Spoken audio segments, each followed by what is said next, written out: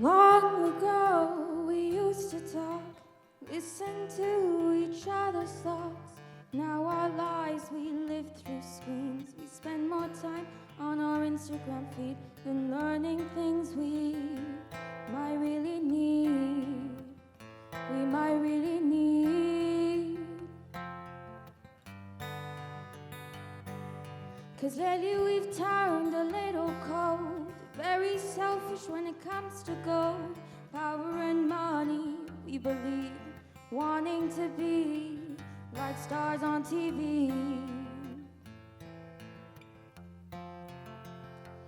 But you see, we're living in a fake reality. 'Cause you gotta learn to live by living, and learn to love through loving. Be present in the moment, take pride in who you are and not what you got. You always want what you cannot have, just being present, not enough. People like to flash their fame, it all just feels like a big dumb game. A big dumb game, a big dumb game.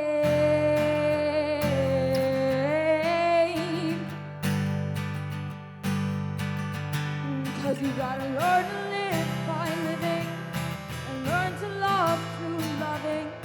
Be present in the moment, take pride in who you are and not what you got. Well, I want more than he has got. That's what'll make me win over the lot. But life isn't just fun and games. Every day and there's talk of war and conflict, and it makes me wonder what we have become. What we have become. Oh, what have we become? 'Cause you gotta learn to live by living, and learn to love through loving. Be present in the moment, take pride in who you are and not what you got. You gotta learn to live by living, and learn to love through loving. Be present in the moment, take pride in who you are and not what you got.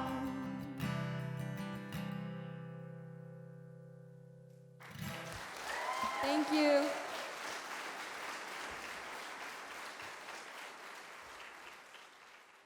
I have prepared a presentation based on the work of two of our students here at TEDxHautLac. I've been very inspired by Julia's lyrics that you just heard, and by the moving words written in an article by Joa, published in the school newspaper. As a matter of fact, how could I talk about adolescence and social media, if not from the point of view of today's adolescents? I know it's difficult to tell, but I've reached the point, the age, in which psychologists define as the end of adolescence. You know. That is the age in which you reach an independent role in society. It goes roughly adolescence from 10 to 20, and it starts with the changes that puberty brings along, both hormonal and physical. The good news is that experts claim that it's getting longer and longer, being extended to 25. Parents, isn't that just what you wanted to hear? Probably not. So where does my interest come from? It comes from the fact that I'm part of the generation that had it both ways, with and without. I spent the first part of my adolescence without social media, doing normal kids stuff. That's me with the ball there. The ball was bigger than me. And then I was introduced to it through very modern platforms, like you can see there. Also being an educator for the past 10 years, and witnessing students' changes in behavior has further contributed to my intrigue. So Julia started her song by making a reference to the difference in the past between how we used to live our lives and how we live them today. So I thought that I would dive into my family's archives and Google social media and adolescence. And this is the best match that I got. So the picture was taken a few years before 1984 in a tiny farming and mining village in the northwest of Spain. My dad had 12 siblings, and it goes without saying that there was no social media, nor TV back then. And this is what I just found with the same search online. Different, isn't it? So the difference between a face-to-face interaction and an online one starts with something as elementary as the senses. In the former, all the senses are involved, including haptic perception, so awareness of your body position and your movements. So much more and richer information. In the latter, it's all about reading. And maybe some emojis if you're lucky. So no wonder why some think that millennials are socially impaired. It takes a lot of practice to get socially better, and a screen won't do the work for you. Further difference between the past and the present are pointed out by a National Trust survey in the UK, which revealed that children spend half the time outdoors in comparison with their parents' generation.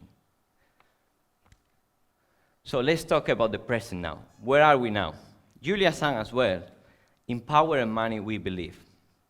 Joa echoes her words by reminding us not to sacrifice our personality to become what society wants us to be.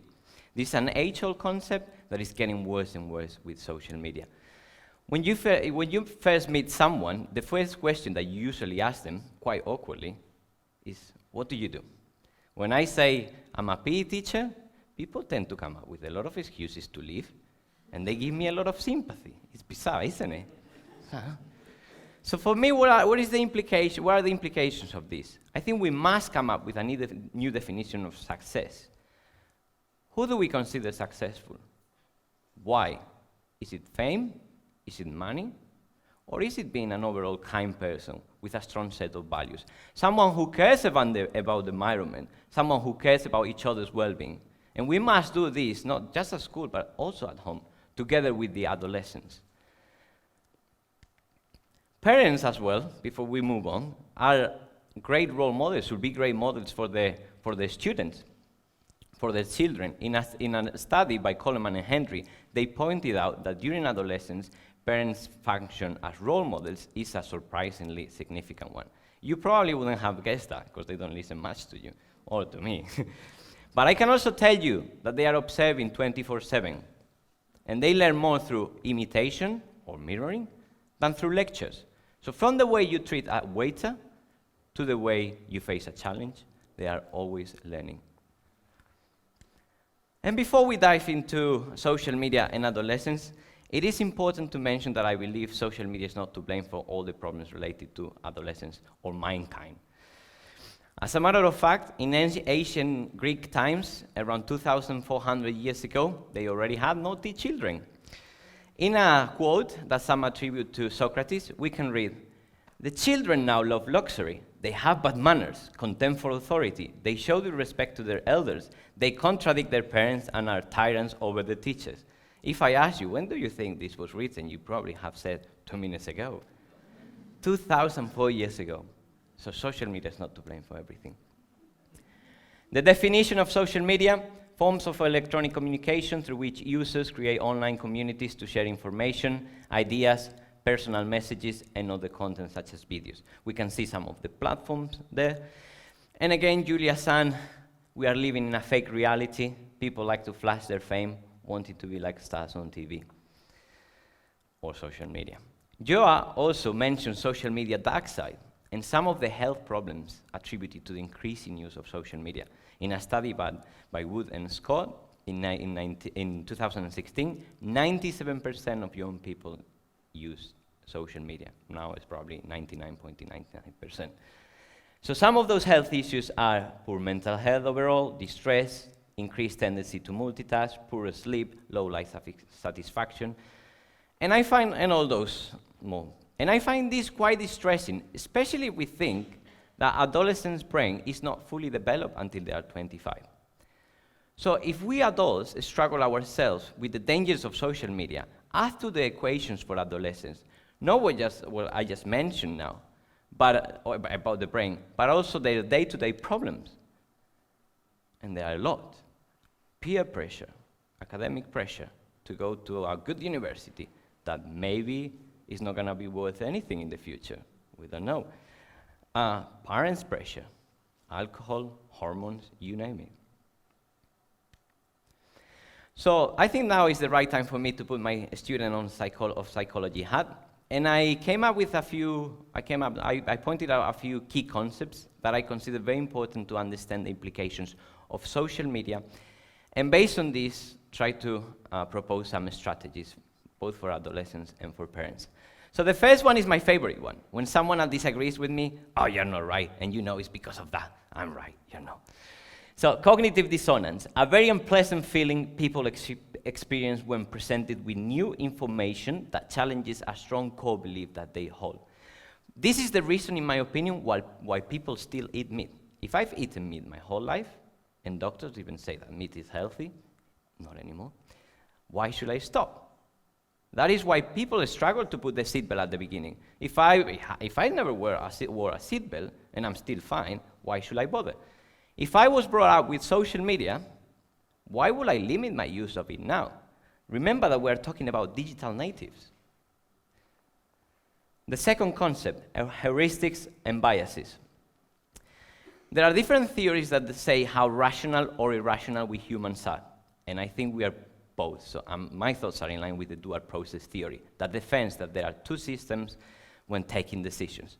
System number one is fast, emotional, and more automatic. It's based on heuristics and biases. System number two is slow, conscious, and more rational. So if you have to bet, which system do you think adolescents use more often in our social media era? Do you then think that the system number one is good to allow for adolescents to reflect, to have own philosophical reflections about their own use of social media? Being aware of these, both systems, and the heuristics and biases can make us take wiser decisions and know ourselves better, which is very important. And last but not least, maturation gap between the prefrontal cortex and the limbic system. The prefrontal cortex is key for higher order thinking abilities such as planning, control of attention, self-control, self-regulation. It's less mature than the limbic system. The limbic system is important for emotions and how we respond to rewards and punishment. As we said, it's more mature and it becomes much more easily aroused after puberty.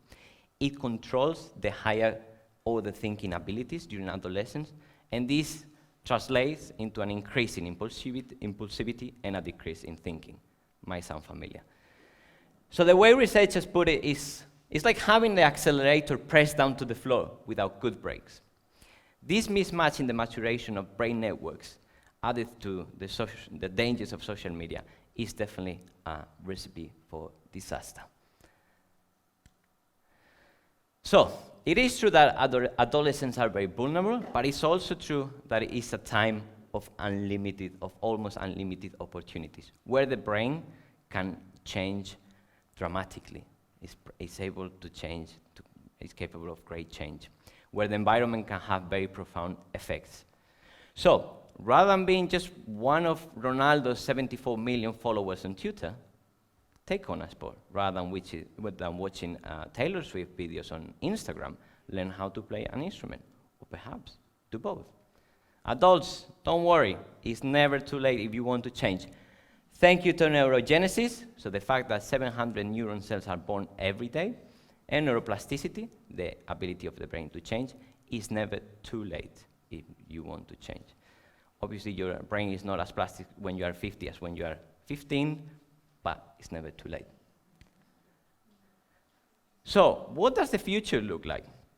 After a very thorough and deep reflection of 10 seconds, while checking my Instagram feed and petting my neighbor's cat, I came up with the conclusion that it's not my place to say. It is up to all of us how 2084, how we want it to look like. And despite very pessimistic cues, such as the increased number of selfies, the increased superficial online communication, the fact that less than 300,000 people like the School of Life on Facebook, which is a page that talks about philosophy, psychology, and culture applied to everyday problems, versus 30 million who like Kim Kardashian West. I don't even know who she is. The number of comments on sexy photos versus the number of comments on per environmental post or political post, political corruption, climate change, global warming. Oh, sorry, I think I got carried away. I think this is what 2084 looked like at the moment. A white piece of paper. It is up to us and to our everyday decisions, very conscious decisions, how we want it to look like. So, if you let me preach for just one more minute, and then I'll let you go. I would recommend you all to use any technique that works for you. That can be meditation, yoga, walks on the forest, petting your pet, cooking, gardening, whatever it is, in order to shift the attention, to take the attention away from the electronic devices, from the social media, and shift it towards yourself. Parents, get involved. Set limits to the use of social media with your adolescents. Remember, they do not have a fully developed self-control.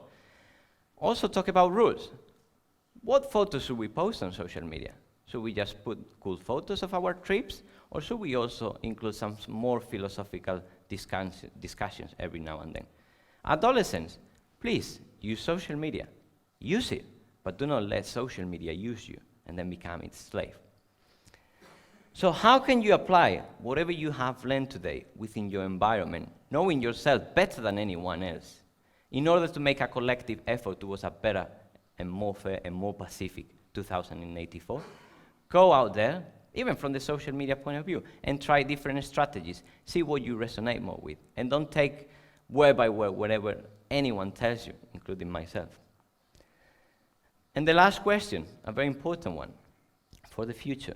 What future do we want to build in order to be happy with ourselves when the next generation of adolescents ask us the same question Julia just asked us a second ago? What have we become? What have we become? Thank you. Thank you.